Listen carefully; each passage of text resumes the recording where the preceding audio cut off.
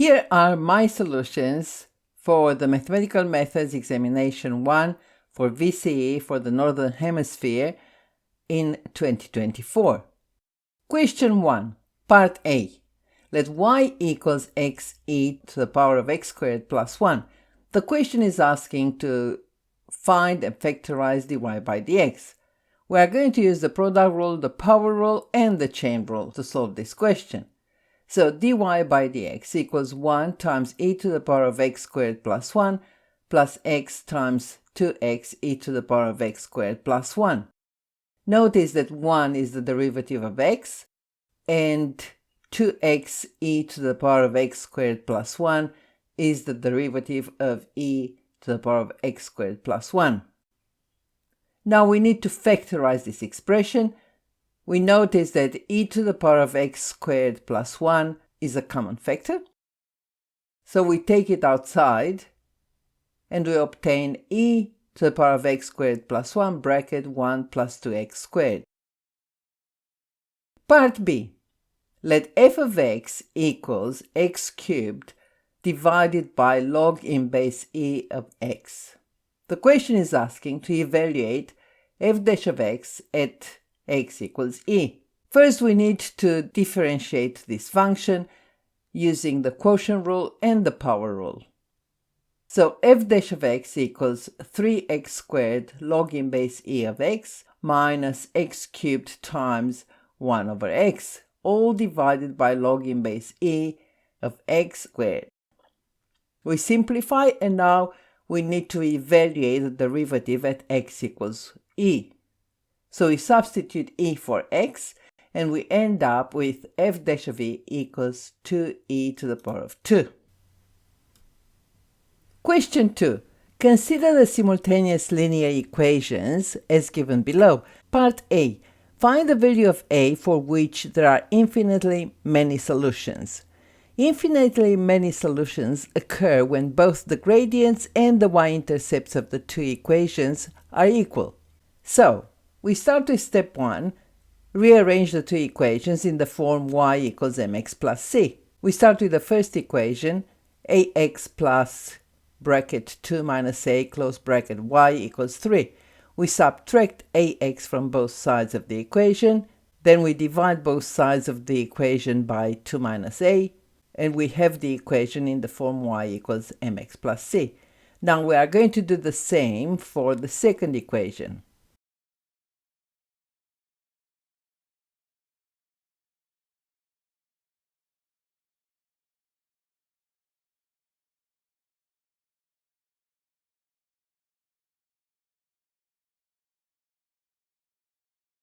Step 2. Equate the gradients of the two equations. The gradient of the first equation is negative a over 2 minus a, and the gradient of the second equation is negative 1 over a. We cross multiply, and then we rearrange to form a quadratic. We factorize the quadratic, and we solve it for a. And we have a equals 1 or a equals negative 2. Now, step 3, equate the y-intercepts. So 3 over 2 minus a equals 2a plus 1 over 2a. Again, we cross multiply. We rearrange to form a quadratic, collecting like terms as well. And we factorize. We solve this equation for a. So a equals 0.5 or a equals negative 2. Notice that the value of a for which there are infinitely many solutions is a equals negative 2.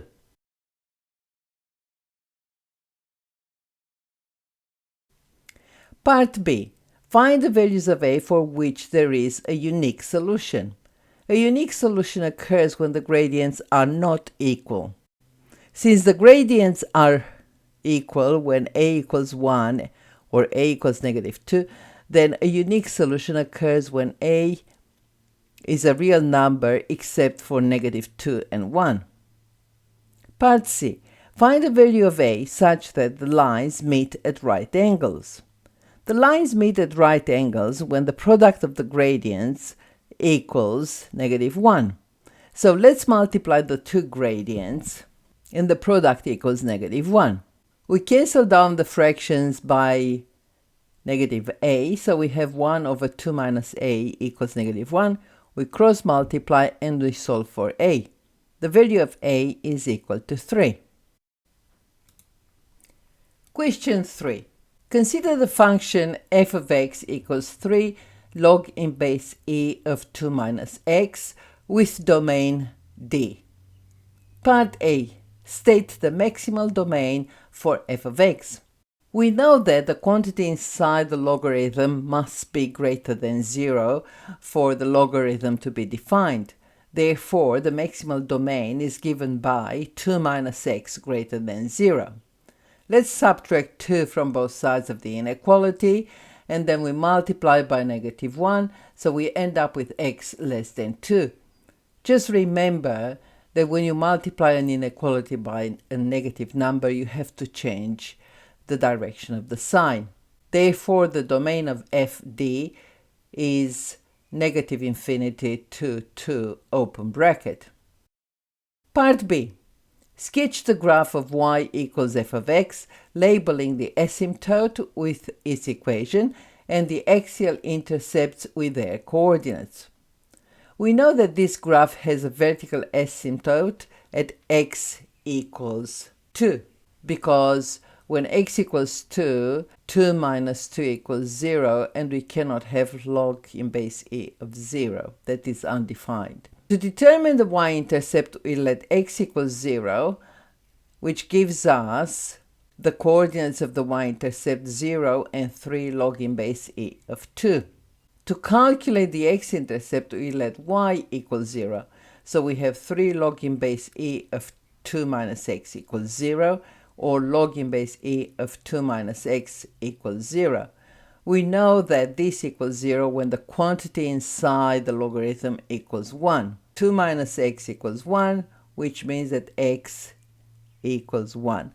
So the x-intercept has coordinates 1 and 0.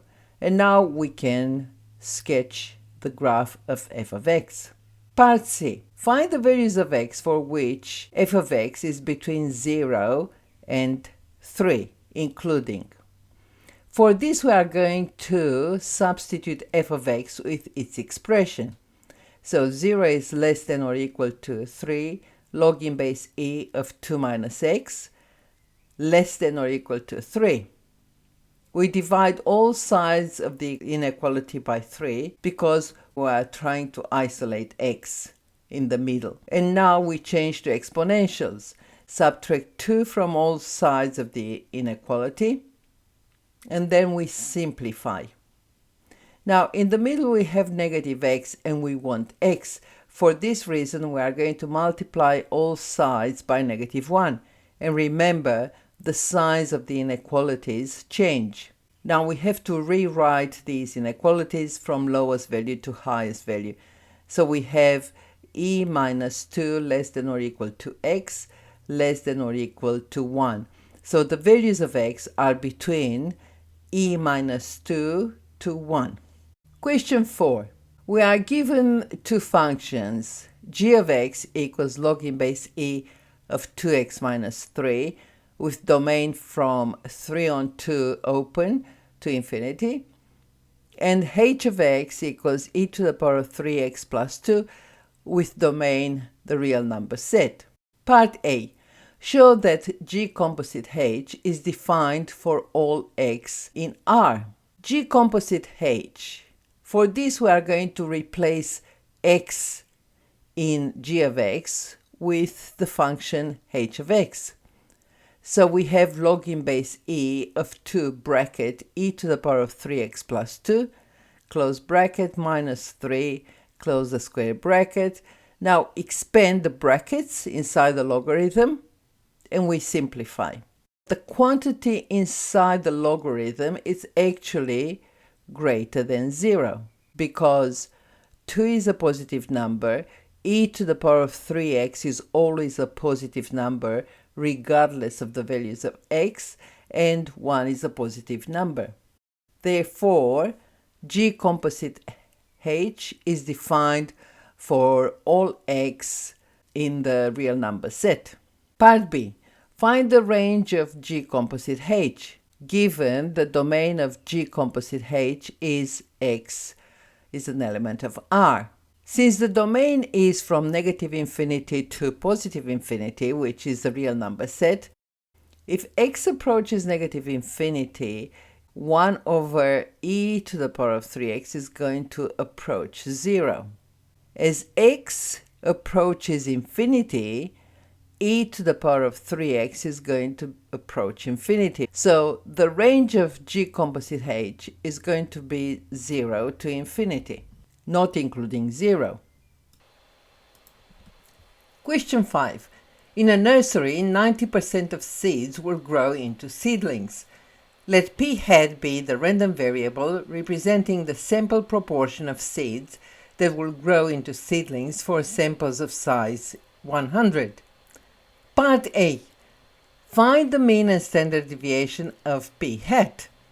We know that the mean is the expected value of p hat, which is 0.9. 90% of the seeds will grow into seedlings. The standard deviation of p hat can be calculated using the formula square root of p bracket 1 minus p all divided by n, where n equals 100. We do the calculations and we end up with the standard deviation of p hat equals 0.03. Part B. Let z be the standard normal random variable such that the mean is 0 and the standard deviation is 1, and the probability of z greater than negative 1 is approximately equal to 0.84. Using a normal approximation of p hat, estimate the probability that in a sample of 100, more than 93 seeds will grow into seedlings. Give your answer correct to 2 decimal places. Now let's draw the curve for the normal distribution. And we can see that the probability of z greater than negative 1 is approximately equal to 0.84, starts at negative 1 to infinity. Now this is the same as the probability of z less than 1 because of the symmetry of the curve. Since the mean of p hat is 0.9 and the standard deviation of p hat is 0.03, then probability of p hat greater than 0.93 is equal to the probability of z greater than 1. And probability of z greater than 1 equals 1 minus the probability of z less than 1, which is equal to 1 minus 0.84 equals 0.16, correct to 2 decimal places. Question 6. Part of the graph of g of x equals sine of 2x minus 5 pi on 6 plus 2 is shown below. Part A. Using the trapezium rule approximation method and 3 trapeziums of equal width, estimate the area bounded by the graph of y equals g of x, the x-axis, and the lines x equals pi on 6 and x equals 2 pi on 3. Let's divide this area into 3 trapeziums of equal width. We know that the area of a trapezium is equal to a plus b in brackets times h divided by 2. In this case, the height is pi on 6. And here are the 3 areas.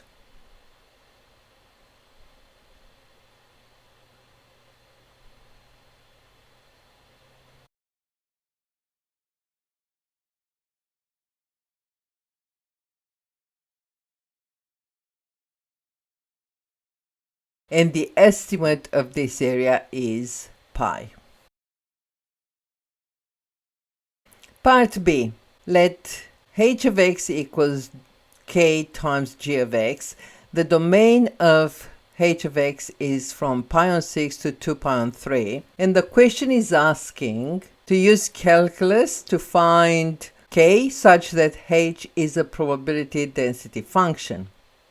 If h of x is a probability density function over this domain, then integral from pi on 6 to 2 pi on 3 of k g of x dx equals 1.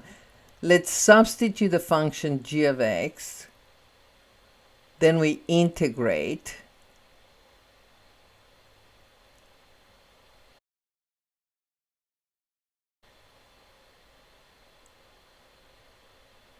and following the calculations we end up with k equals 1 on pi. Question 7. Let x be a discrete random variable with a probability mass function of probability of x equals 2 over 3 to the power of x. Part A. Find probability of x equals 4.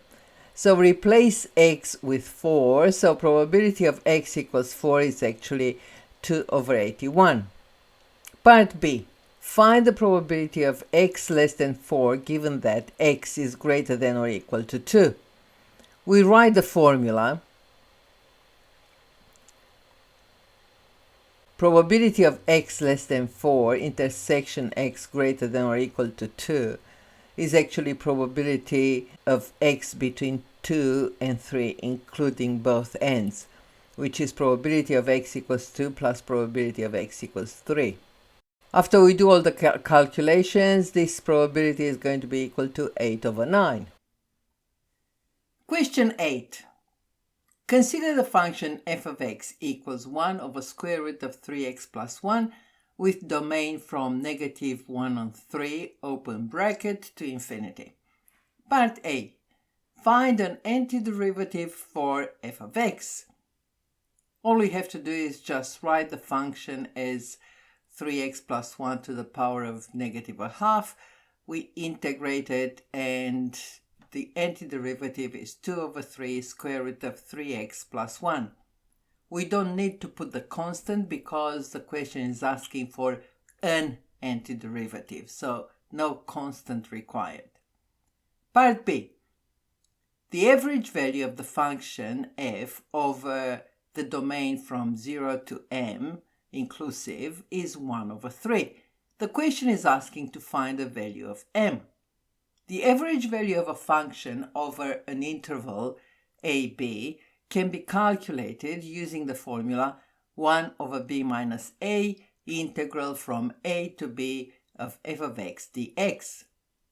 Let's substitute what we know into this formula and make this equal to 1 over 3. We integrate. We already have the integral. And then we simplify this expression until we get to a quadratic equation. And we solve this quadratic equation for m. So we have m equals 0 or m equals 8. Since m must be greater than 0, then m equals 8. Question 9. Consider the function f of x equals x minus 1 in brackets times e to the power of negative x. Part A, find f dash of x. We use the product rule here, and we end up with f dash of x equals bracket negative x plus 2 close bracket e to the power of negative x. Part B. State a sequence of transformations that will map f of x onto f dash of x. Well, f of x equals x minus 1 in brackets e to the power of negative x. We are going to rewrite f dash of x. We take the minus outside the bracket. So we have minus bracket x minus 2 close bracket e to the power of minus x.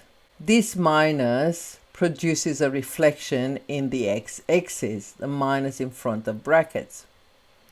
Now we are going to rewrite f dash of x starting from x minus 1 and then we subtract 1 because f dash of x has x minus 2, and we do the same to the power, and this shows a translation of 1 unit in the positive direction of the x-axis.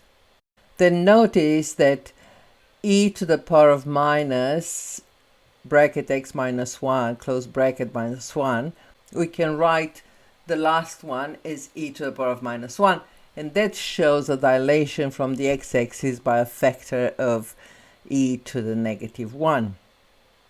Part C. Show that the derivative of minus x e to minus x equals f of x.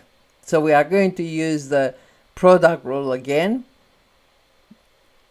And we have minus 1 times e to the minus x plus x e to the minus x. We take e to the minus x common factor. So we have x minus 1 in brackets e to minus x. And that gives us f of x. Part D. Let y equals g of x be the tangent to y equals f of x at the point with coordinates 3 and f of 3, using the fact that d by dx of minus x e to minus x equals f of x, or otherwise, determine the area of the region bounded by the lines x equals 1, y equals g of x, and the graph of y equals f of x. In order to calculate the area, we need to determine the equation of the line y equals g of x. Let's calculate the coordinates, the y coordinate of the point of intersection. So when x equals 3, f of 3 equals 2e to minus 3. We can now calculate the gradient of the tangent, y equals g of x. So f dash of 3 equals negative bracket 3 minus 2, close bracket, e to minus 3. And that gives us minus e to minus 3. So the equation of the tangent line is y minus y1 equals mx minus x1, where x1 and y1 have coordinates 3 and 2e to negative 3. We substitute these values and we end up with g of x equals minus e to negative 3x plus 5e to minus 3. We can now calculate the area using integral from 1 to 3 of g of x minus f of x dx. We substitute the two functions, integrate,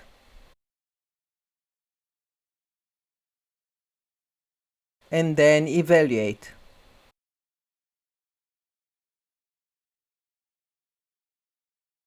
So the shaded area is 9e to negative 3 minus e to negative 1, or 9 over e to the power of 3 minus 1 over e.